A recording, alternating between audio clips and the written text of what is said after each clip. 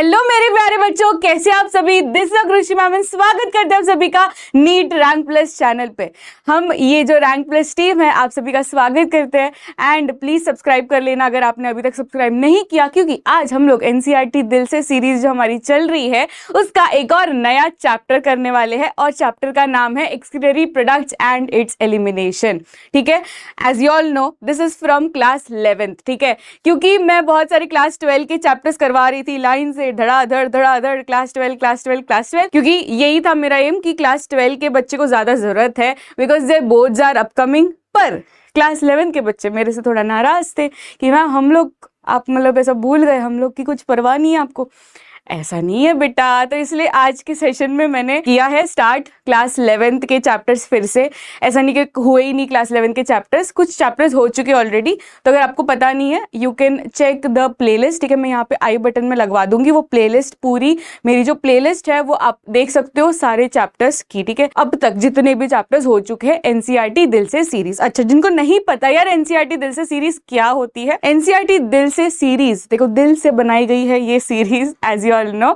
तो उसमें हम लोग जो भी पीवाईक्यूज करवाएंगे, बेसिकली उसमें हम पीवाईक्यूज करवाते हैं, प्लस वो कौन सी लाइन से, एनसीईआरटी की कौन सी लाइन से वो क्वेश्चन आया है ना, वो भी मैं आपको समझा दूंगी। एंड मेरा कुछ ऐसा पैटर्न है पढ़ाने का कि जो क्वेश्चन रहेगा उसका आंसर तो मैं आपको मतलब समझा ही दूंगी, वो तो हर कोई करता है, पर साथ में उसके जो रिलेटेड कॉन्सेप्ट होते हैं ना वो कोई नहीं करवाता, जो बेसिक्स होते हैं ना वो कोई नहीं करवाता। सब अज्यूम करके चलते कि यार तुमको आते हैं, बेसिक्स आते हैं और वो जो भी रिलेटेड कॉन्सेप्ट है वो आते हैं, क्योंकि उसमें बहुत सारा टाइम लगता है। पर हम इस सेशन में या कोई भी सेशन मेरा आप देख लो, मेरा हमेशा ऐसा रहेगा कि जो कॉन्सेप्ट है वो तो मैं करवाऊंगी, पर साथ में जो भी 10-12 कॉन्सेप्ट्स रिलेटेड है ना वो सब मैं आपको करवा दूंगी। ठीक है, तो वैसा सेशन होगा, एकदम ध्यान से देखना है, मेरे साथ आपको रहना है पूरे सेशन में, एंड तक बने रहना है।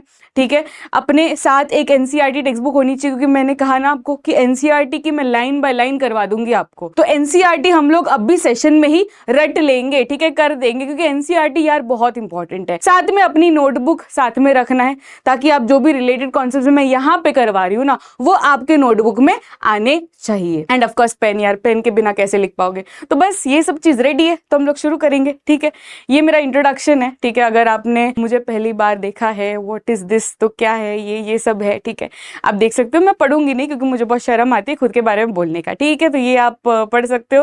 Okay, let's go. First question on your screen, NEET 2014 का सवाल है। रेडी हो ना? एकदम रेडी, एकदम जोश के साथ। मुझे पूरे सेशन में आपका अटेंशन चाहिए, जरा भी फोकस हिलना नहीं चाहिए।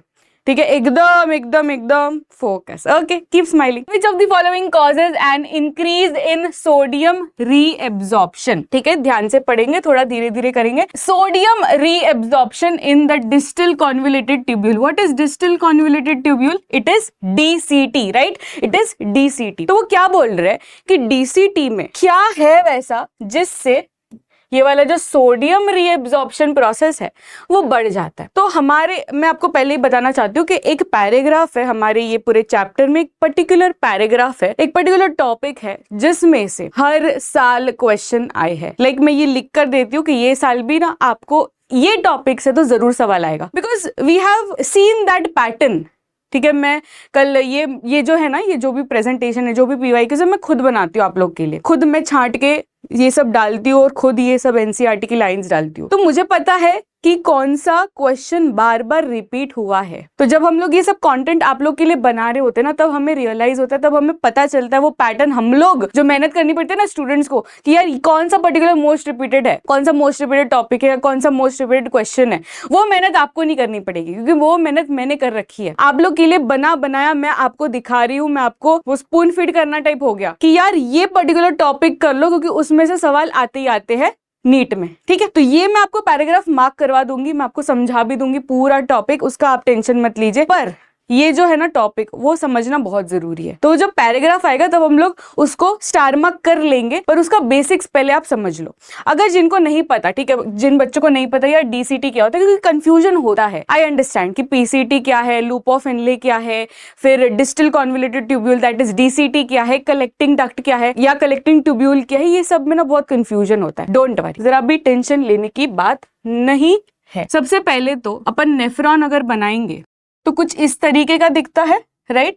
नेफ्रॉन में सबसे पहले तो एक कप लाइक स्ट्रक्चर बनता है, फिर यहाँ पे कॉर्ड लाइक स्ट्रक्चर बनता है, पतली सी डक्ट में बन जाता है, वो कन्वर्ट हो जाता है, फिर जब वो ऐसे ऊपर जाता है तो थोड़ा थिक हो जाता है, राइट, यस और नो, थोड़ा थिक हो जाता है, ये ऊपर जाते जाते फिर से उसका कॉइलिंग शुरू हो जाता है, राइट, और फिर कुछ इस तरीके का उसका एंडिंग होता है। This is what, this is a nephron. Typical nephron अगर हम बात करें, रफ डायग्राम मैंने बनाया है, टिपिकल नेफ्रॉन की हम अगर बात करें तो कुछ इस तरीके का होता है, और ये बोमेंस कैप्सूल होता है। बोमेंस कैप्सूल के अंदर एक बंडल ऑफ कैपिलरीज करके रहता है।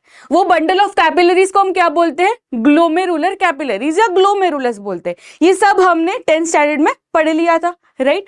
तो ये ग्लोमेरुलस है, ये बोमेंस कैप्सूल है। अब नेमिंग कर लेते हैं एक बार, ठीक है। ये ना, ये डायग्राम करना बहुत जरूरी है। अभी आप लेक्चर में देख रहे हो ना, खाली देखा मत करो। ये सब जो भी मैं बोर्ड में लिख रही हूँ या पढ़ा रही हूँ, आप लिखते जाओ, अपनी नोटबुक में लिखते जाओ। तो यहाँ पे ये डायग्राम आपने अगर बनाया है तो इसमें ना नेमिंग कर लो। नेमिंग, ये क्या है, ये है बोमेंस कैप्सूल। ये हो गया बोमेंस कैप्सूल। इसके अंदर मैंने जो बनाया है, व्हाट इज दैट, ग्लोमेरुलस। जैसे मैंने आपको कहा कि यार क्वेश्चन तो करेंगे, उसका आंसर भी मैं आपको बता दूंगी, पर यार सारे 10-12 रिलेटेड कॉन्सेप्ट्स है ना, वो भी मैं क्रिस्टल क्लियर करवा दूंगी। तो यही हम लोग अभी कर रहे हैं। ये बोमेंस कैप्सूल हो गया, ये ग्लोमेरुलर कैपिलरीज हो गया। ये क्या है भाई, ये कॉइल्ड लाइक स्ट्रक्चर क्या है, ये कॉइल्ड लाइक स्ट्रक्चर है PCT. PCT that is proximal convoluted tubule, ये पीसीटी हो गया। अब ये क्या है, ये जो है ना, ये यू शेप्ड, ये क्या है, यू शेप्ड स्ट्रक्चर, ये टुगेदर हम बोलते हैं लूप ऑफ हेनले। अब ये जो ना नीचे जा रहा है, ये लूप कैसे जा रहा है, ये नीचे जा रहा है ना, नीचे जा रहा है तो उसको हम क्या बोलते हैं पता है, डिसेंडिंग लूप ऑफ हेनले। क्या बोलते हैं उसको, डिसेंडिंग लूप ऑफ हेनले। ये क्या जा रहा है, ये क्या जा रहा है, ये ऊपर जा रहा है ना बेटा, तो ये ऊपर जाने वाली लूप को बोलेंगे हम असेंडिंग लूप ऑफ हेनले। ये याद हो गया, ये डिसेंडिंग लूप ऑफ हेनले, ये असेंडिंग लूप ऑफ हेनले। अब ये फिर से कॉइल्ड लाइक स्ट्रक्चर आ गया, इसको हम क्या बोलेंगे, इसको हम बोलेंगे DCT, that is distal convoluted tubule. याद रहेगा, ये क्या है, डिस्टल कॉन्वोल्यूटेड ट्यूब्यूल। ये स्ट्रक्चर क्या है, ये है कलेक्टिंग डक्ट या कलेक्टिंग ट्यूब्यूल। समझ गया, ये क्या है, ये मैंने जो बनाया that is structure of nephron. ये क्या है, स्ट्रक्चर ऑफ नेफ्रॉन। ये याद रहेगा सभी को, ठीक है। बहुत ही सिंपल है बेटा, बहुत ही सिंपल है, टेंशन नहीं लेना, किसी भी बात का टेंशन नहीं लेना। तो यहाँ पे क्वेश्चन किसके बारे में बात कर रहा है, डीसीटी वाले पार्ट के बारे में बात कर रहा है। अब आ जाते हैं एनसीईआरटी पैराग्राफ में। अगर आपको ये समझ गया तो एनसीईआरटी पैराग्राफ में आ जाएंगे हम लोग। रेगुलेशन ऑफ किडनी फंक्शन वाला जो पैराग्राफ है ना बेटा, इसमें आ जाओ, ये पैराग्राफ आपको मिलेगा। ये JGA वाला पैराग्राफ जो है ना, इसमें आ जाइए। ये वाली लाइन आपको दिख रही है, aldosterone causes reabsorption of Na+ and water from the distal parts of the tubule. तो कौन से हार्मोन की बात हो रही है यहाँ पे, एल्डोस्टेरॉन के बारे में बात हो रही है, ठीक है। तो ये हम लोग नोट डाउन करके रखेंगे कि एल्डोस्टेरॉन जो हार्मोन होता है वो डिस्टल कॉन्वोल्यूटेड ट्यूब्यूल में सबसे ज्यादा किसका रीएब्जॉर्प्शन करवाता है, सोडियम आयंस एंड वाटर का रीएब्जॉर्प्शन करवाता है। याद रहेगा सभी को, तो इसमें मार्क कर लो ये वाला पैराग्राफ। मैं यही पैराग्राफ के बारे में बात कर रही थी। देखो ये पैराग्राफ में और इसके ऊपर नीचे वाले टोटल कुछ 3 पैराग्राफ्स है। ये टॉपिक में कुछ 3 पैराग्राफ्स है। ये सेशन में ना, ये 3 पैराग्राफ्स में इतने सारे क्वेश्चंस आए, पर मैं अगर सारे क्वेश्चंस यही सेशन में, मतलब वही सेम टॉपिक से करवाऊंगी तो आपको लगेगा कि यार वैरायटी नहीं है क्वेश्चंस की। पर मैं आपको रियलिटी बताना चाहती हूँ कि हर साल ये टॉपिक जो पर्टिकुलर पैराग्राफ्स है ना, 3-4 पैराग्राफ्स, उसमें से हर साल आए हैं। तो अभी आपको समझ रहा है कि ये 3 पैराग्राफ्स तो हमें करना ही करना है, ठीक है। तो इसमें से क्या आया हुआ है, एल्डोस्टेरॉन। तो हर एक हार्मोन के बारे में कि यार एल्डोस्टेरॉन क्या कर रहा है, या कोई भी फैक्टर्स है कि ANF वाले जो फैक्टर्स होते हैं वो उसका क्या काम है, उसका क्या रोल है, रेनिन का क्या रोल है, ठीक है। ये सब जो छोटी छोटी चीजें है ना, एंजियोटेंसिन 2 है, उसका क्या रोल है। तो हर एक पार्ट का, हर एक छोटे छोटे जो टॉपिक्स होते हैं उसमें से सवाल बनाए गए ही नहीं। तो ये जो 3-4 पैराग्राफ से अभी के अभी मार्क कर लेना है कि यार ये तो जरा भी स्किप नहीं करना है। तो इसमें देखो क्लियरली लिखा है ना, aldosterone causes reabsorption of sodium ion, ठीक है। कहां पे करता है, in the distal convoluted tubule that is DCT। यहां पे लिख दो distal convoluted tubule, that is distal parts of the tubule. समझ गया सभी को, यस और नो? तो यहाँ पे हम किसको मार्क करेंगे? विच of the following causes increase in the sodium reabsorption in the DCT? किसको करेंगे? Increase in the aldosterone levels, anti diuretic that is ADH. Anti diuretic क्या होता है बेटा? एडीएच। मैं मानती हूँ ये एक ही पर्टिकुलर क्वेश्चन को कितना टाइम ले लिया हमने, आई डोंट नो कितना टाइम ले लिया, बट यार कच्चा काम मत करना लाइफ में ना, कच्चा काम नहीं करना चाहिए कभी भी। टाइम लेके करो, अच्छे से करो, पर पक्का काम करो, कच्चा काम मत करो कि हाँ चलो करने के लिए काम कर लिया। ऐसा मेरे लाइफ में है ही नहीं, उसूल ही नहीं है। आपके लाइफ का मुझे पता नहीं, पर यही होना चाहिए लाइफ में कि जो काम करना है पूरे डेडिकेशन से काम करना है, एकदम पक्का काम करना है। अब मैंने ये जो टॉपिक समझा है ना, मैं ये लिख के दे देती हूँ मेरे बच्चों को, ये पूरा टॉपिक आएगा अगर नीट एग्जाम में, क्योंकि पता है कि यार नीट एग्जाम में ये सवाल आने ही वाले, ये टॉपिक से सवाल आने ही वाले, तो क्यों कच्चा काम करे, पक्का काम ही करे ना। इसलिए ये वाला जो पर्टिकुलर सवाल है बहुत इंपॉर्टेंट है, ठीक है, वेरी वेरी इंपॉर्टेंट। तो increase in the aldosterone levels, यहाँ पे एडीएच, एडीएच में साथ में लिख दो वैसोप्रेसिन।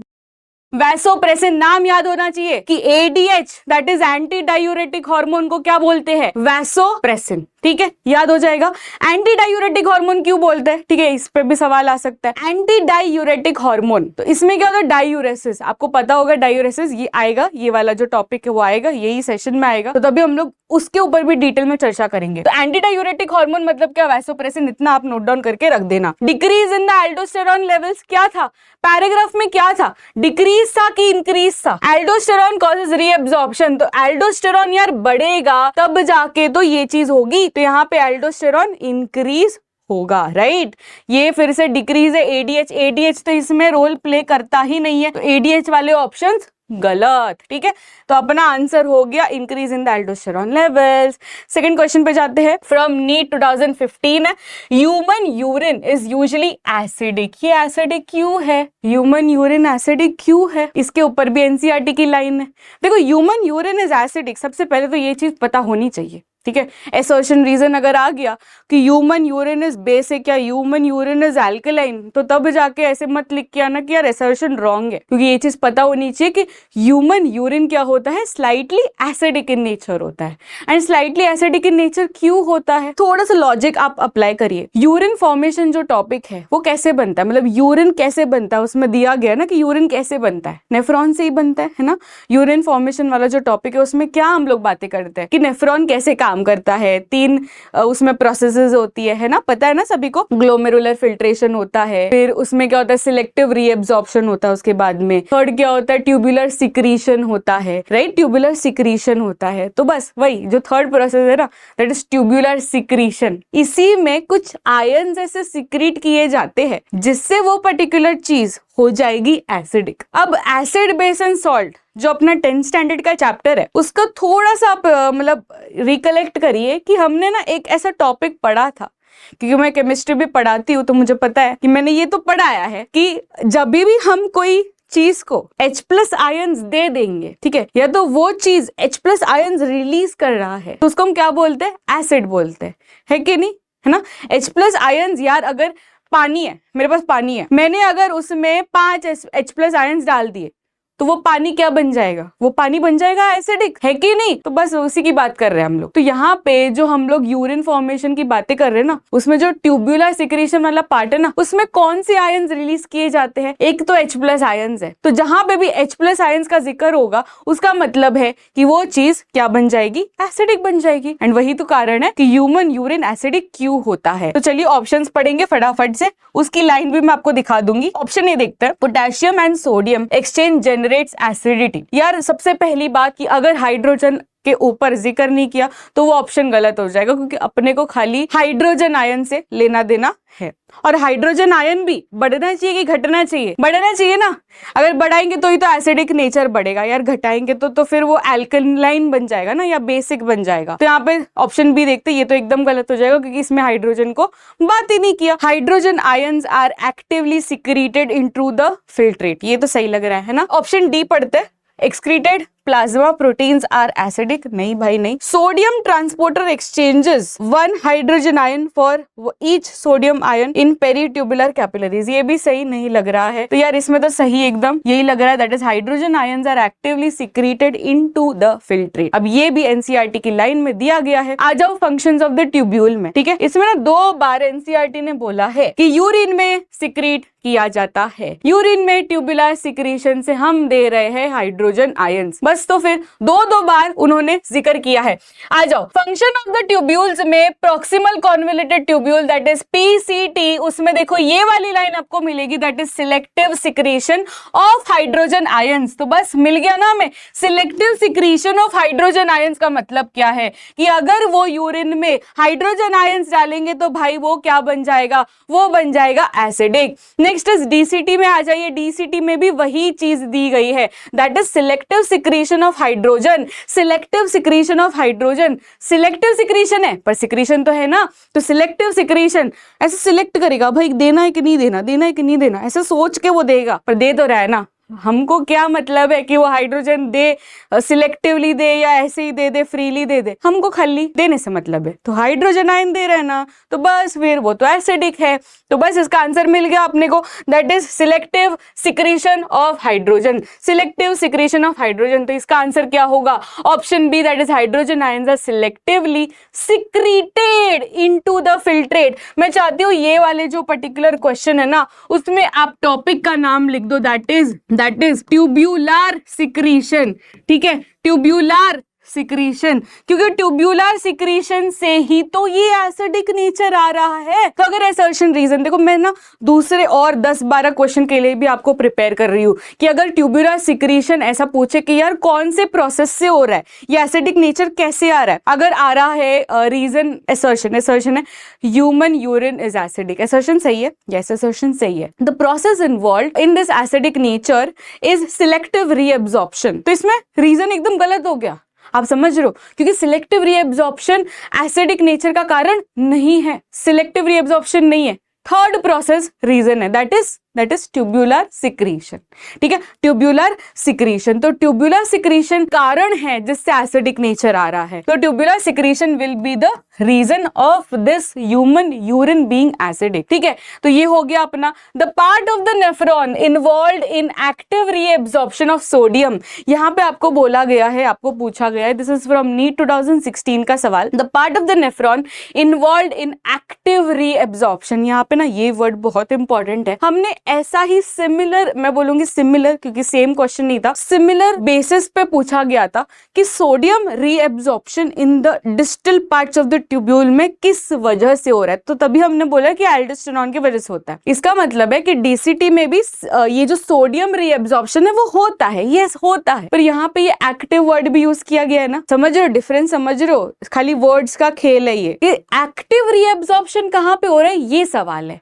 एक्टिवली मतलब क्या कि सबसे ज्यादा, ठीक है, सबसे ज्यादा भर भर के, ये वाला जो सिलेक्टिव रीअब्जॉर्प्शन वाला जो प्रोसेस है ना वो भर भर के हो रहा है ऑफ सोडियम। तो ये तो यार ये तो 10th स्टैंडर्ड का सवाल है, 10th स्टैंडर्ड में हमने ये चीज पढ़ी थी, है ना, एक्सक्रीशन वाला लाइफ प्रोसेस में जो एक्सक्रीशन पार्ट है उसमें भी हमने ये चीज ऑलरेडी पढ़ी हुई है कि सिलेक्टिव रीअब्जॉर्प्शन जो होता है वो सबसे ज्यादा होता है इन द पीसीटी, है कि नहीं, सबको पता है ना। मैंने मस्त डायग्राम बनाया था, उसमें मैंने जो पीसीटी बनाया था ना वो एकदम कॉइल्ड लाइक स्ट्रक्चर, वो जो पीसीटी वाला भाग है उसमें सबसे ज्यादा होता है सिलेक्टिव रीअब्जॉर्प्शन हर चीजों का, ठीक है, हर चीजों का सिलेक्टिव रीअब्जॉर्प्शन अगर बात आए ना तो सिलेक्टिव रीअब्जॉर्प्शन में सबसे पहला नाम आना चाहिए पीसीटी का। जैसे कि अपने डाइजेस्टिव सिस्टम, आपको याद करने के लिए मैं थोड़ा सा इसे रिलेट करना चाहती हूँ कि हम लोग डाइजेस्टिव सिस्टम की बात करते हैं और अगर उसमें हम लोग एब्जॉर्प्शन की बात करते हैं तो सबसे पहला दिमाग में क्या नाम आता है, स्मॉल इंटेस्टाइन, है कि नहीं, स्मॉल इंटेस्टाइन। कि यार पता है कि स्मॉल इंटेस्टाइन का नाम है मतलब उसके अंदर विलाय है एंड इसमें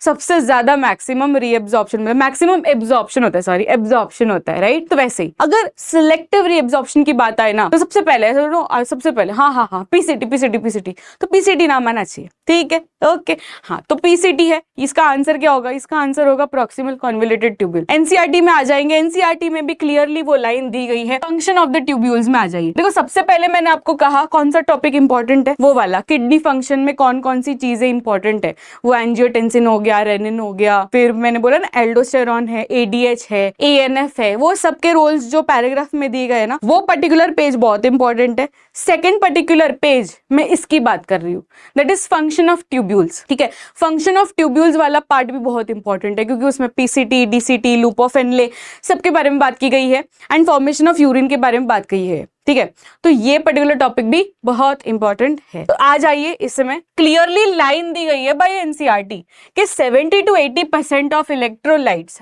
and water are reabsorbed by this segment. Which segment भाई? कौन सा सेगमेंट के बारे में बात हो रही है? PCT, that is proximal convoluted tubule। ठीक है, याद हो जाएगा। तो बस यही चीज है कि अगर किसी ने भी बात की कि यार सिलेक्टिव रीएब्जॉर्प्शन किस चीज का होता है सबसे ज्यादा, नहीं कहाँ पे होता है सबसे ज्यादा, तो PCT है। ठीक है, यहाँ पे देखो इलेक्ट्रोलाइट्स बोला है, इलेक्ट्रोलाइट्स में क्या आता है? इनडायरेक्ट बोल रहा है ना एनसीईआरटी, आयंस आए ना। इलेक्ट्रोलाइट मतलब क्या? आयंस। अब आयंस में आपके सोडियम आ गए, पोटेशियम आ गए, दूसरे बाइकार्बोनेट आयंस आ गए, वो सब आयंस का रीएब्जॉर्प्शन कहाँ पे होता है? पीसीटी में सबसे ज्यादा होता है। बस यही बोलना चाहता है एनसीईआर। ठीक है, नेक्स्ट क्वेश्चन में आ जाएंगे, दैट इज फ्रॉम नीट 2017 का सवाल। विच of the following statement is correct? ठीक है, कौन सी स्टेटमेंट करेक्ट है? अब फिर से अगेन जैसे मैंने कहा कि second most important topic of this chapter that is tubules and loops के बारे में। ठीक है, तो यही पर्टिकुलर पेज का ये फिर से सवाल है, that is loop of Henley के बारे में। देखो रिवाइज करो, आंख बंद करो, सारे बच्चे आंख बंद करो। मैंने आपको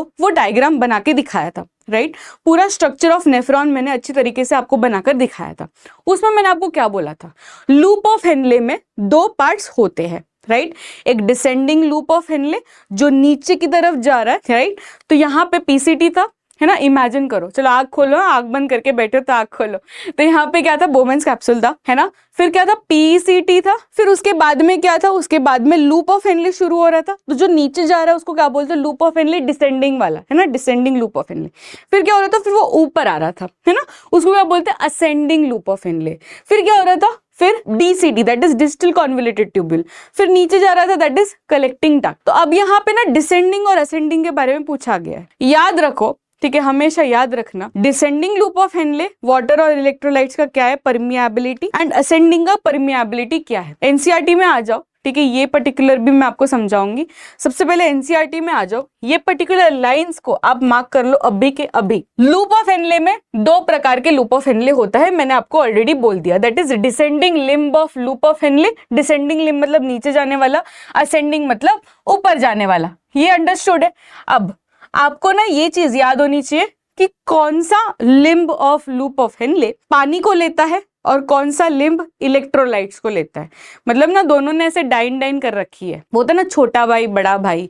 तो वैसे ही जो बड़ा भाई है, बड़ा भाई अपना डिसेंडिंग लिम्ब है, ठीक है, और छोटा भाई अपना असेंडिंग लिम्ब है। तो जो डिसेंडिंग लिम्ब होता है ना, वो बोलता है कि मैं तो सिर्फ पानी को लूंगा, ठीक है, मैं तो सिर्फ एंट्री दूंगा टू द पानी, मैं इलेक्ट्रोलाइट्स को आने ही नहीं देने वाला, मैं गेट बंद कर दूंगा, मैं इलेक्ट्रोलाइट्स को आने ही नहीं देने वाला। तो भाई इलेक्ट्रोलाइट्स तो रोने लग गए कि हमारा तो कोई नहीं है यहाँ पे। तो यहाँ पे छोटा भाई थोड़ा दयालु है, ठीक है, तो उसने क्या बोला, ठीक है बड़े भैया आपने पानी को इजाजत दे दी, मैं इलेक्ट्रोलाइट्स को दे दूंगा, राइट। तो जो असेंडिंग होता है वो क्या बोलता है कि मैं इम्परमिएबल रहूंगा टू वाटर। इम्परमिएबल का मतलब समझते हो कि मैं ना आने नहीं दूंगा, मैं नो एंट्री कर दूंगा।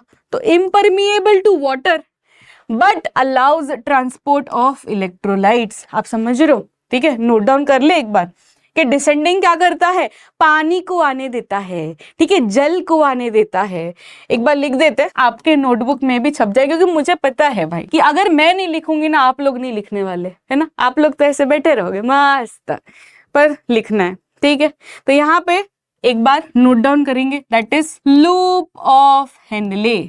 अगर आप रिकॉर्डेड, यस आप रिकॉर्डेड ही देख रहे हो ना, तो आई होप कि आप सारे 1.5x में देख रहे हो, है ना, कोई नॉर्मल स्पीड में मत देखना प्लीज प्लीज, क्योंकि 1.5x में होता क्या, हम लोग लास्ट तक देखेंगे और हम लोग अच्छी तरीके से भी करेंगे। क्योंकि नॉर्मल स्पीड में होता क्या है कि यार इतना बड़ा लेक्चर कौन देगा, पहले से ही आलस आ जाती है अपने ब्रेन को और फिर एंड तक हम लोग पहुंच नहीं पाते। तो होता क्या, आप 2-3 क्वेश्चन स्टार्टिंग कर लोगे फिर सारे रह जाएंगे। इससे अच्छे सारे क्वेश्चन करो, धड़ाधड़ करो, थोड़ा स्पीड बढ़ा लो, है ना, 1.5x में कर लो अगर आपने नहीं किया है तो लूप ऑफ हेनले, मैंने क्या कहा, 2 तरीके के लूप ऑफ हेनले होते हैं। Descending loop of Henley, descending वाला, डिसेंडिंग, ये चार्ट आप सभी के नोटबुक में बनना चाहिए ना। ये है ascending limb of loop of Henley. बेटा डिसेंडिंग क्या करता है, डिसेंडिंग यानी क्या, डिसेंडिंग यानी क्या, डिसेंडिंग यानी मैं यहाँ पे ये भी लिख देती हूँ, नीचे जाने वाला। क्योंकि ये ना हमें बहुत कंफ्यूजन होता है, नो आपका माइंडसेट मैं समझती हूँ, ठीक है, मैं आपसे बहुत कनेक्ट कर पाती हूँ, इसलिए मैं ये सब एकदम, मैं कभी भी सोफिस्टिकेटेड एकदम टीचर जैसे मैंने कभी एक्ट किया ही नहीं। क्योंकि यार मेरे को टीचर बनना भी नहीं है, मैं आपकी खाली दीदी हूँ, मैं खाली आपकी मेंटोर हूँ। वो होती है ना, वो बड़ी दीदी होती है कि नहीं समझ में आती तो हम चले जाते हैं उनके पास, वैसी हूँ मैं, मुझे टीचर का दर्जा देना भी मत, ठीक है। तो यहाँ पे हम एकदम नॉर्मल भाषा में बात करेंगे कि डिसेंडिंग क्या करता है। डिसेंडिंग नीचे जाने वाली लूप है, ठीक है, नीचे जाने वाली लूप है। ये हो गया अपना descending limb of loop of Henley. Ascending में मैं क्या लिखूं, ये ऊपर जाने वाली लूप है, ऊपर जाने वाली लूप है। आपको कोई भी एकेडमिक डाउट हो, नॉन एकेडमिक डाउट हो ना, आप बेझिझक मुझसे बात कर सकते हो, ठीक है। मैं टेलीग्राम में भी अवेलेबल हूँ, मैं इंस्टाग्राम में भी अवेलेबल हूँ, आप बेझिझक, मतलब मुझे बच्चों के आते रहते हैं मैसेजेस, मेरे छोटे भाई बहन ही मैं कंसिडर करती हूँ, तब बेझिझक कर सकते हो। मेरा नाम है क्रूशी डागा, ठीक है, DAGHA, तब सर्च करके मतलब कभी भी आप मुझसे बात कर सकते हो। Descending limb of loop of Henley, ascending limb of loop of Henley, ये नीचे जाने वाला, ये ऊपर आने वाला, ठीक है। डिसेंडिंग वाला क्या बोलता है, मैं किसको आने दूंगा, मैं ना खाली पानी को आने दूंगा, मैं इलेक्ट्रोलाइट्स, इलेक्ट्रोलाइट्स मतलब क्या, आयंस, है ना, इलेक्ट्रोलाइट्स मतलब आयंस, मैं इलेक्ट्रोलाइट्स को आने नहीं दूंगा। Ascending limb of loop of Henley मतलब ऊपर जाने वाली, वो क्या बोलता है, मैं ना इलेक्ट्रोलाइट्स को आने दूंगा, क्योंकि इलेक्ट्रोलाइट्स बेचारे ऐसे ही पड़े हुए हैं, तो इलेक्ट्रोलाइट्स को मैं आने दूंगा, पर मैं पानी को नहीं दूंगा, क्योंकि बड़े भाई आपने ऑलरेडी पानी को दे रखा है एंट्री। तो यही चीज होती है यहाँ पे। तो लूप ऑफ हेनले में डिसेंडिंग लिम्ब, असेंडिंग लिम्ब, नीचे जाने वाली डिसेंडिंग, ऊपर जाने वाली असेंडिंग, ठीक है। ये वाटर को आने देता है, ये इलेक्ट्रोलाइट्स को आने देता है, बस हो गया। ये एकदम अच्छे से रिवाइज हो जाना चाहिए, ठीक है, छप जाना चाहिए, बस यही चीज लिखी गई है बेटा। तो यहाँ पे आ जाएंगे, देखो यही सेम चीज है, इसमें कोई टेंशन नहीं है। देखो ये डिसेंडिंग जा रहा है, ये असेंडिंग जा रहा है, बस यही चीज है। अब ध्यान से वो वर्ड्स देखेंगे, क्योंकि ये लोग ना अपने को गुमराह किसमें करते हैं पता है, नीट वाले, कोई भी एग्जाम दे दो, आपको कॉन्सेप्ट आएंगे पर वो ऑप्शंस उस तरीके के बनाए जाएंगे ना कि आपको लगेगा कि यार मैं करूँ कि नहीं करूँ, क्योंकि वर्ड्स ही उस तरीके के रहेंगे। The ascending limb of loop of Henle is impermeable to water. ध्यान से समझते, असेंडिंग मतलब ऊपर जाने वाली, इम्परमिएबल टू वाटर, यार फर्स्ट ही ऑप्शन में अपने को मिल गया सही आंसर कि ascending limb of loop of Henle, जो ऊपर जाती है, जो छोटा भाई है, वो क्या बोलता है, भैया आपने पानी को एंट्री दे दी, मैं इलेक्ट्रोलाइट्स को दूंगा, है ना, मैं पानी को आने नहीं दूंगा। यही चीज लिखी गई है, इम्परमिएबल टू वाटर, बस मिल गया अपने को, आंसर मिल गया। ये तीनों ऑप्शन गलत। That is from NEET 2017। आप समझ रहे हो कितने इजी क्वेश्चंस है। अगर आपको कॉन्सेप्ट आया तो सब कुछ आपको इजी ही लगेगा। ये हो गया अपना नीट 2017 का। अभी देखते हैं सवाल। A decrease in the blood pressure by volume will not cause the release of।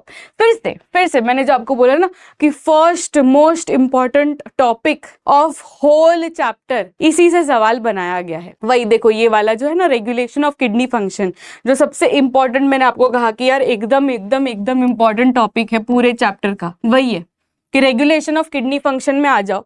इसमें ये वाला जो ANF वाला पार्ट है ना, इसमें आ जाओ। ANF का थोड़ा ना फंक्शन समझते हैं। ANF क्या बोलता है, ANF है क्या, ANF is atrial natriuretic factor. क्या है वो, एट्रियल नेट्रीयूरेटिक फैक्टर। और वो क्यों रिलीज किया जाता है, कौन रिलीज करता है, an increase in the blood flow to the atria of the heart can cause the release of ANF।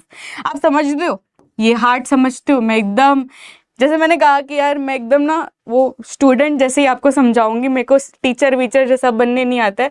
तो यहाँ पे अगर हम हार्ट बनाते हैं, ये हार्ट में 4 डब्बे होते हैं, है ना, 4 डब्बे होते हैं अपने, हमारी बात कर रहे हैं हम लोग। 4 डब्बे होते हैं, मतलब 4 चेम्बर होते हैं ना यार, 2 ऊपर के एट्रिया, नीचे के 2 वेंट्रिकल, है ना।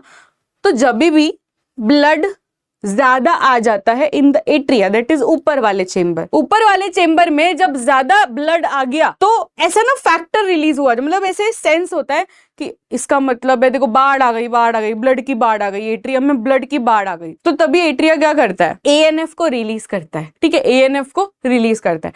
सिंपल एग्जांपल मैं आपको देना चाहती हूँ। जब भी फॉर एग्जाम्पल रात हो गई, एकदम रात हो गई, 3 बज गए, तभी डोरबेल बजा, तो पूरी फैमिली सब है, घर पे ही है, पर सबसे पहला कौन उठता है? मतलब आप उठ भी जाओगे तो भी वो बोलेंगे कि नहीं नहीं तू बैठ जा, मैं जाऊंगा, मैं डोर खोलता हूँ। ऐसा कौन बोलता है? पापा बोलते हैं ना, पापा बोलते हैं, क्योंकि पापा ने जिम्मेदारी है, पापा को वो जिम्मेदारी है, पापा बड़े अपने घर पे, है ना। तो जो बड़ा होता है उनको ज्यादा जिम्मेदारी होती है। तो वैसा ही है जो एट्रिया है, एट्रिया के घर पे कौन बड़ा है? एएनएफ बड़ा है। तो जब भी ऐसे बाढ़ आ गई, अचानक से बहुत सारा ब्लड आ गया एट्रिया में, एट्रिया को लगा कि भाई भाई भाई भाई भाई डिफेंस करना पड़ेगा, तो यहाँ पे क्या करेंगे वो लोग? वो एएनएफ को जगाते हैं, एएनएफ उठ जा, प्लीज जल्दी उठ जा, क्योंकि बाढ़ आ गई अपने एट्रिया में। तो एएनएफ उठ जाएगा। तो एएनएफ उठ जाएगा, फिर क्या होगा पता है? एएनएफ क्या करता है? ANF causes vasodilation. आप समझते हो व्हाट इज वैसोडाइलेशन? डायलेशन समझते हो? डायलेशन मतलब ऐसे ज्यादा कर देना, ठीक है, बढ़ा देना। किसका डायलेशन कर रहा है वो? वैसो। वैसो मतलब ब्लड वेसल। समझ रहे हो? एक एक टर्म को समझो। जो अपना ब्लड वेसल है ना, वो ब्लड वेसल को वो डायलेट करता है। क्यों डायलेट करता है यार? क्योंकि यहाँ पे ब्लड की बाढ़ आई हुई है ना, तो ब्लड की बाढ़ आई हुई है तो उतना सारा ब्लड को कंडक्ट नहीं कर पाएंगे अगर इतना सा ब्लड वेसल है। आप समझ रहे हो? इमेजिन कर पा रहे हो? अगर मेरे पास इतना सा ब्लड वेसल है और ब्लड इतना सारा है तो यार कैसे जा पाएगा वो ब्लड? नहीं जा पाएगा। इसलिए यहाँ पे ना वो ब्लड वेसल को थोड़ा खोलने की जरूरत है। That is called as vasodilation. ये वैसोडाइलेशन कौन करता है? एएनएफ करता है। आप समझ गए? तो एएनएफ क्या करेगा? वैसोडाइलेशन करेगा। और एक बार वैसोडाइलेशन हो गया ना, तो जो ब्लड प्रेशर इंक्रीज हुआ पड़ा है उसको वो कम कर देगा। अब ब्लड प्रेशर में भी आपको बहुत कंफ्यूजन होता है, मैं सारा कंफ्यूजन आपका दूर करती हूँ। देखो for example this is a blood vessel, this is what, this is a blood vessel. ये जो होता है ना, this area will be more जब वैसोडाइलेशन करेंगे।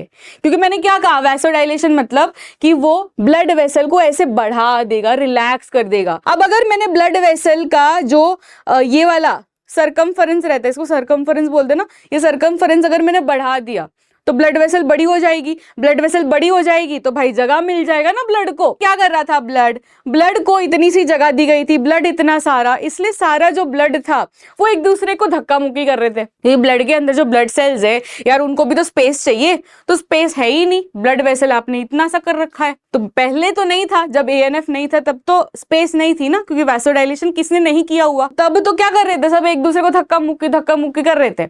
जैसे कि मुंबई लोकल ट्रेन में क्या होता है, मैं मुंबई से हूँ तो मुझे पता है उसका सीन क्या होता है। तो यहाँ पे लोकल ट्रेन जैसा ही सिस्टम बन रहा है कि लोकल ट्रेन इतने सारे पैसेंजर पर अंदर घुसे जा रहे। अब पैसेंजर घुसते जाएंगे तो वो लोग क्या करेंगे? एक दूसरे को धक्का करेंगे, है ना, धक्का मुक्की मारेंगे, तू इधर सट इधर, ऐसे सब बाल वाल खींचेंगे, सब कुछ होगा वहां पे। तो लोकल ट्रेन तो बहुत मजे वाली चीज होती है, कभी देखना, कभी वीडियो में या बैठना, एक्सपीरियंस करना। तो वैसा ही कुछ यहाँ पे ब्लड वेसल में होता है। तो ब्लड वेसल में पहले क्या हो रहा था? धक्का।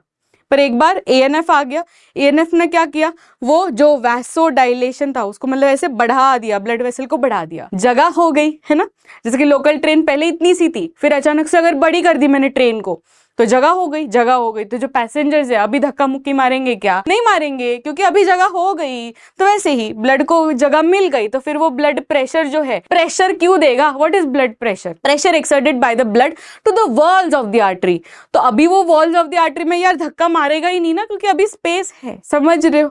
सब जा रहा है दिमाग में, जा रहा है ना, क्योंकि ये इंपॉर्टेंट था आपको समझाना, क्योंकि ये सब लाइंस तो दी जाती है पर no one understands the meaning of each line. ये ना हर एक छोटी छोटी बारीकियां समझना बहुत जरूरी होता है, तब जाके आगे जाके ना आपको बहुत इजी पड़ेगा अगर आपने हर एक चीज को ऐसे लॉजिकली समझा। ठीक है, तो ये समझ गया आपको, एएनएफ का सिस्टम समझ गया। तो यहाँ पे क्या होगा? इसका आंसर होगा अपना ANF, that is atrial natriuretic factor. यहाँ पे लिख देते ANF। ये भी सिंपल था, ये 2017 का सवाल है, again from this particular topic that is regulation of kidney function, ये करके ही जाने का है, जरा भी स्किप नहीं करना। तो यहाँ पे अभी फिर से नीट 2020 का सवाल है, ठीक है, 2020 जो कोरोना पीरियड था उसका सवाल है, presence of which of the following condition in urine are indicative of diabetes mellitus.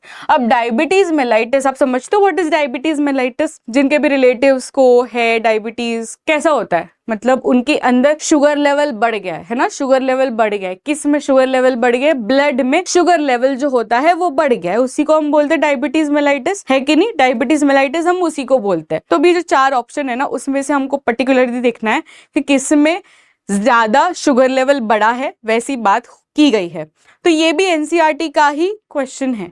अब अगेन देखो ये जो है ना 19.7 that is role of other organs in excretion, इसी के ऊपर ये वाला आपको पैराग्राफ या ये वाली लाइन आपको दी गई है, मिला आपको? ये इसका ये डालने का क्या पर्पस है? मैं तो चाहती तो इतना ही मैं क्रॉप कर देती ना, ये क्यों डाला है? ताकि आपको वो पैराग्राफ या लाइन खोजने में ज्यादा दिक्कत ना हो, इसलिए मैंने ये पर्टिकुलर लाइन भी दी गई है ताकि आपको ये वाली लाइन मिल जाए तुरंत। ठीक है, मिल गई सभी को? तो ये वाला ना जो लाइन है इसको मार्क कर लो। प्रेजेंस ऑफ ग्लूकोज, जब भी ब्लड में ग्लूकोज होता है ना बेटा, इसको हम बोलते हैं ग्लाइकोसोयूरिया। ठीक है, ग्लाइकोसयूरिया। जब भी देखो नॉर्मल ब्लड में ना होता नहीं है ग्लूकोज, ठीक है, किसी का भी मीठा ब्लड नहीं होता।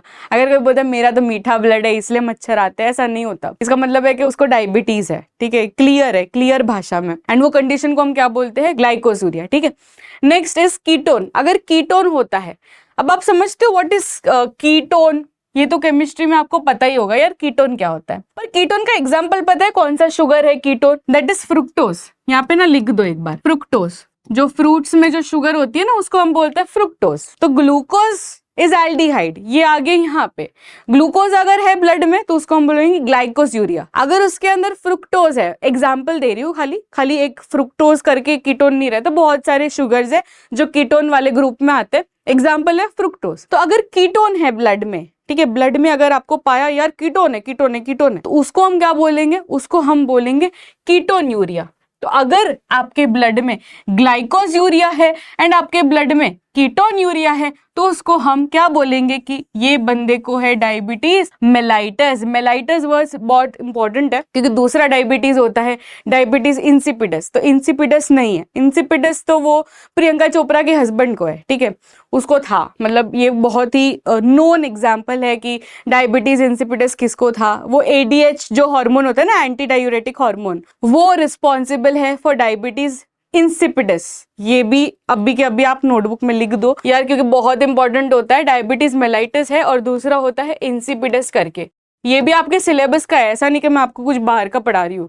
ये आपको ह्यूमन हेल्थ एंड डिजीज या दूसरे कोई चैप्टर में आएगा, पर नीट में आता है ऐसा सवाल कि इंसिपिडस है तो फिर क्या है। ऐसे ऑप्शंस आए कि ग्लूकोज है उसके ब्लड में या कीटोन उसके ब्लड में है तो उसको इंसिपिडस वाला बीमारी है क्या? नहीं, तो तभी इंसिपिडस वाला नहीं आता, क्योंकि इंसिपिडस खाली एडीएच की वजह से होता है। इसका नाम भी डायबिटीज ही होता है, इसलिए कंफ्यूजन होता है कि डायबिटीज मेलाइटिस की डायबिटीज इंसिपिडस। तो डायबिटीज इंसिपिडस हो तो इंसिपिडस में एडीएच करेंगे, मेलाइटिस हो तो मेलाइटिस में ये दोनों आ जाएगा, दैट इज कीटोन्यूरिया एंड ग्लाइकोसयूरिया। याद हो गया? डन।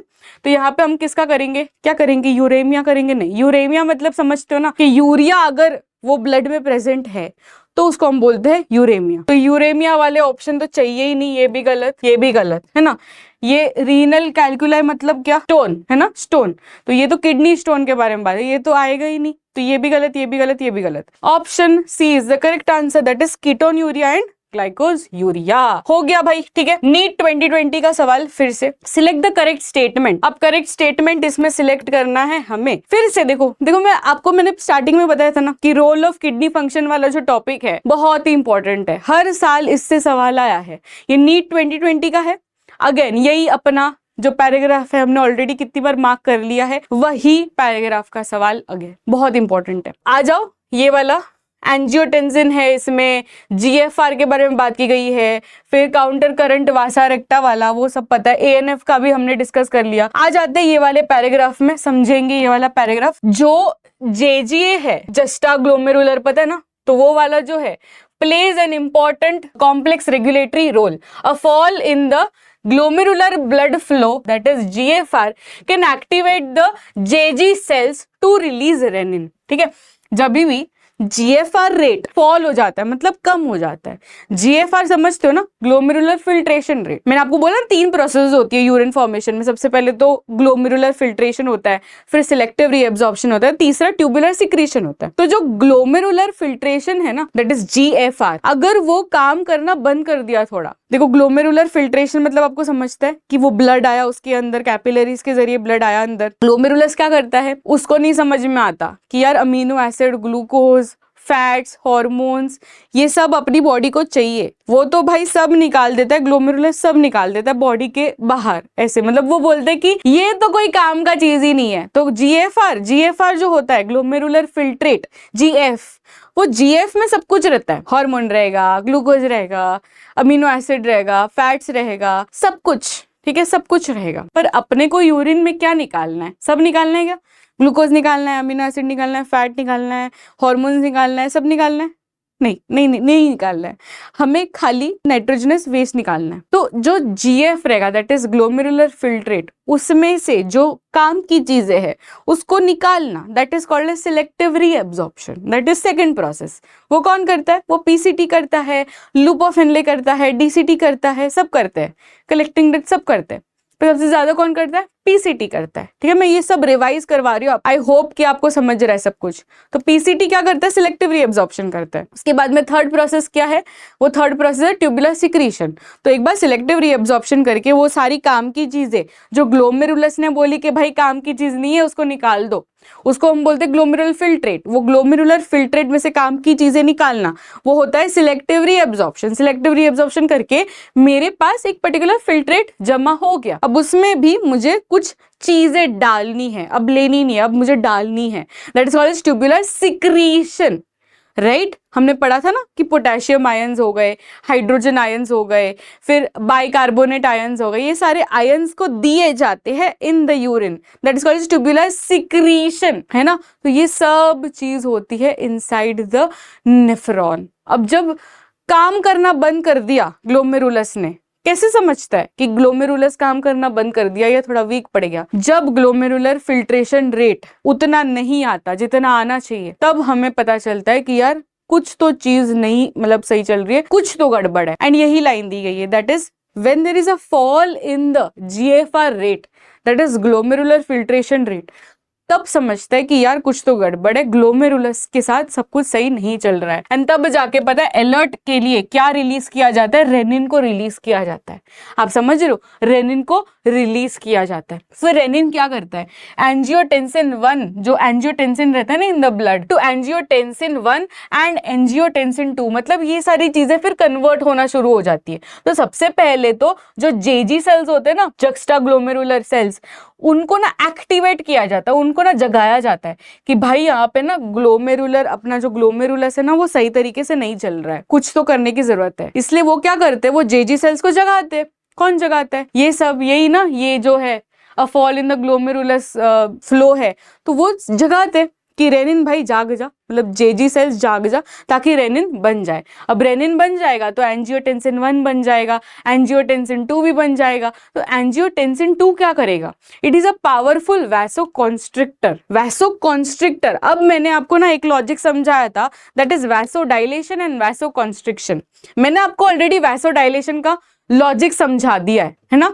वैसोडाइलेशन मतलब क्या? कि ऐसे डायलेट करना, ऐसे डायलेट करना। अब यहाँ पे दिक्कत क्या हुई है कि GFR कम हो गया है, दैट इज ब्लड प्रेशर कम हो गया है। जब मुझे ब्लड प्रेशर बढ़ाना है तो मैं क्या करवाऊंगी? मैं धक्का धुक्की करवाऊंगी। जैसे लोकल ट्रेन, अगर मुझे लोकल ट्रेन में प्रेशर बढ़ाना है, मुझे लड़ाइयाँ चाहिए, तो मैं जो ट्रेन का साइज है उसको मैं कम कर दूंगी, क्योंकि मुझे पता है कि अगर मैं ट्रेन का साइज कम कर दूंगी तो फिर ऑलरेडी जो है पैसेंजर्स वो एक दूसरे को धक्का मुक्की और ज्यादा मारेंगे, है कि नहीं?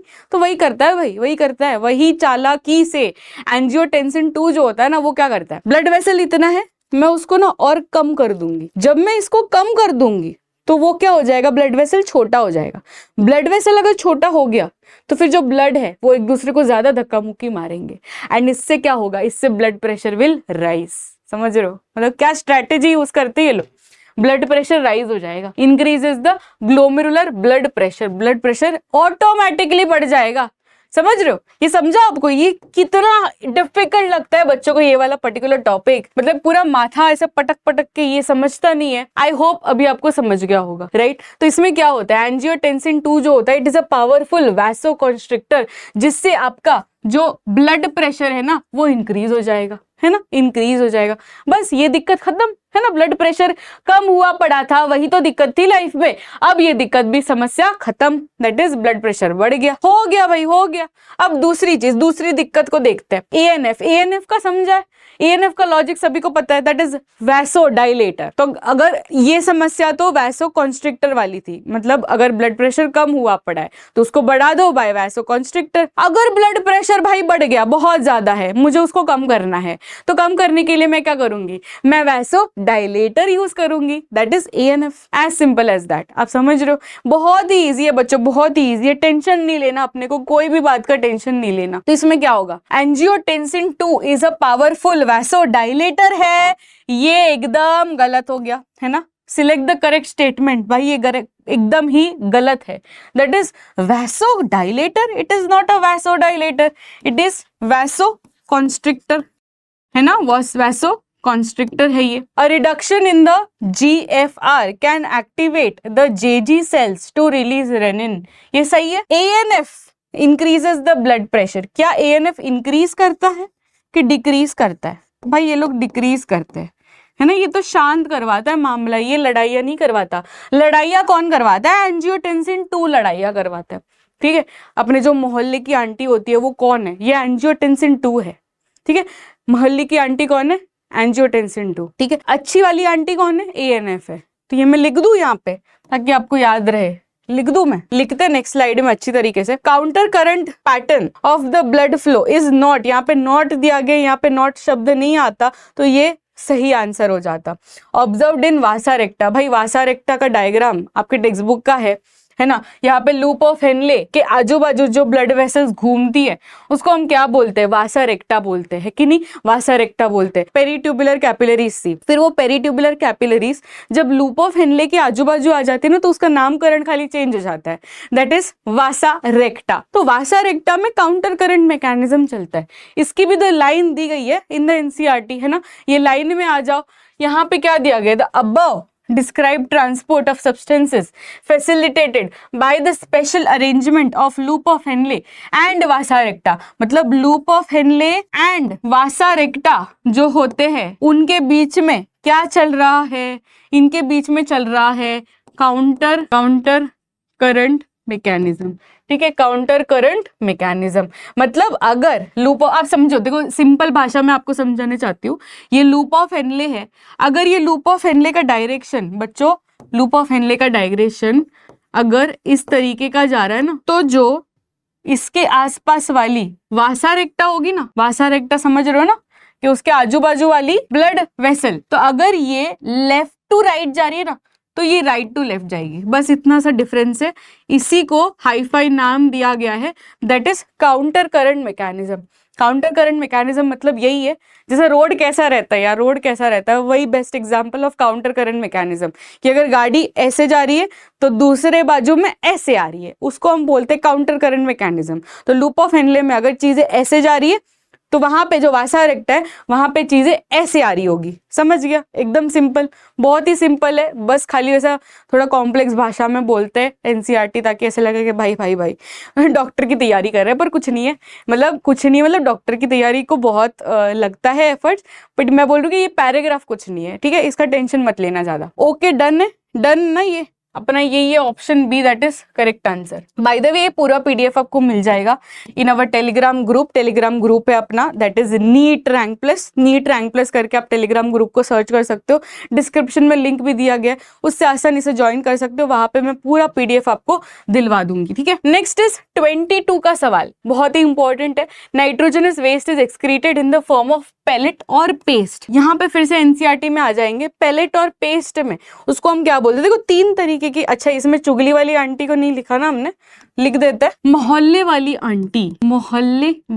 आंटी इज एंजियोटेंसिन, और वो भी 2 वाली, क्योंकि वो क्या करती है? वो करती है वैसोकंस्ट्रिक्टर। ये एक आंटी, दूसरी आंटी है अपनी अच्छी वाली आंटी कौन है? ANF, और ANF क्यों अच्छी वाली आंटी? क्योंकि ये करवाती है वैसोडाइलेशन। अब वैसोडाइलेशन मतलब क्या? वैसोडाइलेशन मतलब ब्लड वेसल को इंक्रीज कर देना, यहाँ पे ब्लड वेसल को डिक्रीज करवा देना। ब्लड वेसल को अगर डिक्रीज करवा रहे हैं तो उसको हम क्या बोलेंगे? उसको हम बोलेंगे कलेश करवा रहे हैं। ये हो गया अपना। दूसरा क्वेश्चन पे जाते हैं, दैट इज पेलेट और पेस्ट में कौन सा रहता है? आ जाओ, ये वाली जो पेज है, ये वाली जो लाइंस है, इसको हमें समझना है। Many bony fishes, aquatic amphibians and aquatic insects are ammonotelic. ठीक है, अमोनोटेलिक होते हैं। ठीक है, समझ जाओ, ये वाला पैराग्राफ समझ जाओ। 3 तरीके के ऑर्गेनिजम्स होते हैं।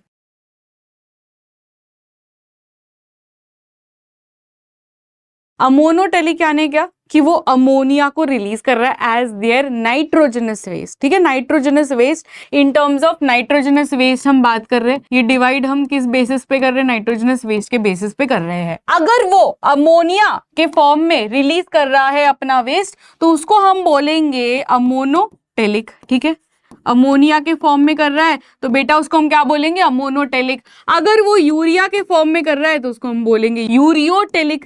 एंड अगर यूरिक एसिड के फॉर्म में कर रहा है तो उसको हम बोलेंगे यूरिकोटेलिक। ठीक है, अब इसमें ना तीनों एग्जाम्पल, हम ये पूरा चार्ट कंप्लीट करेंगे, एक बार एनसीईआरटी की लाइंस देख लेंगे। देखो अमोनोटेलिक में कौन कौन आएगा? देखो सिंपल भाषा, अमोनिया ना बहुत ही ज्यादा टॉक्सिक होता है। क्या होता है? वो बहुत ही ज्यादा टॉक्सिक होता है। तो ये जो पर्टिकुलर चीज है ना, ये वही लोग निकालेंगे, ये वही ऑर्गेनिजम्स निकालेंगे जिनके आसपास बहुत सारा पानी ऑलरेडी अवेलेबल है। और वो कौन है? एक्वेटिक, है ना, एक्वेटिक ऑर्गेनिजम्स। एक्वेटिक ऑर्गेनिजम्स में आ जाएंगे फिशेस, फिर एक्वेटिक एम्फिबियंस जो हमेशा पानी में रहने वाले, क्योंकि वो हमेशा पानी में रहने वाले तो वो अपना वेस्ट एज इट इज निकाल देंगे, उनको कोई टेंशन नहीं है, बिकॉज उनके आजू बाजू तो भाई पानी है ना, तो वो पानी तो ऑलरेडी कर देगा उसको, मतलब डिसॉल्व कर देगा या जो भी कर देगा, पर उसको टेंशन नहीं है। मतलब मुद्दे की बात यह है कि वो अमोनोटेलिक ऑर्गेनिज्म को टेंशन नहीं है कि भाई मेरे वेस्ट का क्या हो रहा है। ये समझ गया। दूसरा क्या है अपना? दूसरा है यूरियोटेलिक। यूरियोटेलिक यूरिया रिलीज करता है। अब यूरिया क्या है पता है ना? यूरिया मिडल में आता है। अमोनिया जितना, मतलब उसको इतना लगता भी नहीं है पानी, या यूरिक एसिड जितना कम पानी में भी वो डिसॉल्व नहीं हो सकता, या उसको मतलब निकालने के लिए इतना पानी नहीं लगता, मीडियम लेवल का पानी लगता है। और वो देखा जाता है हमारे में। Humans are example of ureotelic. इसमें कौन कौन आ जाएगा? इन द मैमल्स आ जाएगा। ठीक है, मैमल्स आ जाएगा, मेनी टेरेस्ट्रियल एम्फिबियंस आ जाएंगे, एंड मरीन फिशेस आ जाएंगे। Mainly excrete urea, are called as ureotelic. तो फिशेस में देखो, कुछ जो मरीन फिशेस रहती है उनमें देखा जाता है यूरियोटेलिक। जो बोनी फिशेस यानी समझते हो ना, बोनी फिशेस में कौन आता है? फ्रेश वाटर वाले फिशेस। तो फ्रेश वाटर वाले फिशेस अमोनोटेलिक, जो मरीन फिशेस है वो यूरियोटेलिक। अंडरस्टूड है? एकदम क्रिस्टल क्लियर। ज्यादातर की जो टेरेस्ट्रियल ऑर्गेनिजम्स होते हैं ना, टेरेस्ट्रियल ऑर्गेनिज्म में ये प्रेफर किया जाता है यूरियोटेलिक। अब यूरिकोटेलिक की बात करते हैं। यूरिकोटेलिक बर्ड्स में ज्यादा देखा जाता है। ठीक है, बर्ड्स में मतलब कौन कौन? रेप्टाइल्स आ गए उसमें, बर्ड्स आ गए, लैंड स्नेल आ गए, इंसेक्ट आ गए। तो ये सब क्या रिलीज करते हैं? ये सब ना यूरिक एसिड रिलीज करते हैं in the form of pellet और पेस्ट। ये तो मुझे डिस्क्राइब करने की जरूरत भी नहीं है ना। हमने कितनी बार कबूतर के वेस्ट को देखा है। That is what? That is a paste like structure या तो पेलेट लाइक स्ट्रक्चर। तो पेलेट लाइक स्ट्रक्चर या तो पेस्ट लाइक स्ट्रक्चर, ये 4 रिलीज करते हैं। कौन कौन याद रखेंगे हम? रेप्टाइल्स। ठीक है, रेप्टाइल्स आ जाएंगे इसमें, बर्ड्स आ जाएंगे इसमें, लैंड स्नेल्स आ जाएंगे, एंड इंसेक्ट्स आ जाएंगे। ठीक है, अंडरस्टूड है? तो यहाँ पे ये सब ऑर्गेनिजम्स को हम बोलेंगे यूरिकोटेलिक, क्योंकि वो क्या कर रहे हैं? यूरिक एसिड रिलीज कर रहे हैं। ठीक है, तो यहाँ पे हम, अब इसका आंसर क्या होगा? अब अगर आपको पता ही नहीं है भाई पैवो कौन है, सेलेमेंड्रा कौन है, हिप्पोकैम्पस कौन है, ये ऑर्थिनो ऑरंकाइकस कुस तो यहाँ पे ठीक है, ये थोड़ा मैंने फन्नी करने के लिए किया। देखिए ये क्या है? ऑर्निथोरैंकस है। क्या ये ऑर्निथोरैंकस है? तो ऑर्निथोरैंकस कौन है? ये सब अगर आपने पहली बार आप सुन रहे हो भाई ये क्या है, कोई टेंशन नहीं, इसका मैंने फोटो भी डाला है ताकि आपको ऐसे याद रहे, क्योंकि हमें याद नहीं रहता। तो ये कौन है? ये अपना पैवो है। ये कौन है? ये है पैवो। ये है सैलेमेंडर। ये एक एम्फिबिया है। लगता है अपने को कि ये तो चिपकली है, पर चिपकली नहीं है। ये कौन है? ये सैलेमेंडर है जो कि एम्फिबिया है। ये कौन है? ये अपना प्लेटिपस है। जो वो ऑर्निथोरैंकस है ना, यही है वो, यही अपना बंदा, कितनी बार देखा है इसको, प्लेटिपस है पर थोड़ा सा हाई फाई भाषा में, साइंटिफिक नेम में उसको ऑर्निथोरैंकस बोलते हैं। तो ये है डक बाइल्ड प्लेटिपस। ये कौन है? ये हिप्पोकैम्पस है, दैट इज सी हॉर्स। ये सबको हम जानते हैं पर ऐसे साइंटिफिक नेम में आते तब हम थोड़ा कंफ्यूज हो जाते हैं। तो हमें पता है ना यूरिकोटेलिक में कौन कौन आएगा। यूरिकोटेलिक में बर्ड्स आते हैं, रेप्टाइल्स आते हैं, इंसेक्ट्स आते हैं एंड लैंड स्नेल आते हैं। तो अब ये चार में से कौन है? बर्ड है कोई? यस, पीकॉक है ना अपना, मोर। तो मोर को हम मार्क करेंगे, दैट इज पैवो। हो गया, नीट 2022 का सवाल भी डन एंड डस्टेड। यहाँ पे लिखने की जरूरत है, लिखूं मैं? चलो ये होमवर्क दे देती हूँ। नहीं लिखते क्योंकि ऑलरेडी यार टेक्स्ट बुक में हमने कर दिया है एंड ये वीडियो भी ज़्यादा लंबा हो रहा है आई गेस, क्योंकि मैं थोड़ा ज़्यादा ही आपको एक्सप्लेन कर रही हूँ। ओ माय गॉड, तो यहाँ पे ओ माय गॉड यहाँ पे हमारा लेक्चर खत्म होता है गाइस। आई होप आप सभी को समझ में आया, एकदम क्रिस्टल क्लियर हुआ सब चीज़ें। लाइक बहुत ही दिल से बनाया है ना। लाइक एवरी सेशन, आप कोई भी सेशन देखो मेरा, लाइक मैं ना टाइम बाउंड नहीं देखती। मेरा एक चीज़ है, I don't know this is a advantage कि डिसएडवांटेज, बट जो चीज़ है भाई, अगर पता है कि वो आने वाले नीट एग्जाम में, तो यार उसको एकदम पक्का करके ही मैं आपको समझा के रहूँगी। तो वैसा है अपना सिस्टम। आई होप आप सभी को हर एक छोटी छोटी बारीकी जो मैंने आपको समझाई है, ठीक है, जो जो कॉन्सेप्ट हमने किए हैं वो आपको एकदम क्रिस्टल क्लियर हो, ठीक है, वही आशा है। एंड अपना खत्म, टाटा बाय बाय हो चुका है, इसका मतलब अपना सेशन भी खत्म हो चुका है। And thank you so much everyone. मिलते हैं नेक्स्ट सेशन में, that is on Friday with new chapter, वो भी क्लास 11 का है। गेस करो कौन सा होगा चैप्टर, ठीक है। कमेंट सेक्शन में मुझे थोड़ा गेसिंग वेसिंग दो एंड कैसा लगा सेशन उसका भी आप फीडबैक देना ज़रूर इन द कमेंट सेक्शन, ठीक है। एंड जो भी क्वेश्चंस आए उसका आंसर अगर आप दे सको कमेंट सेक्शन में तो एकदम चार चांद, ठीक है। So keep smiling till then, take care, bye everyone.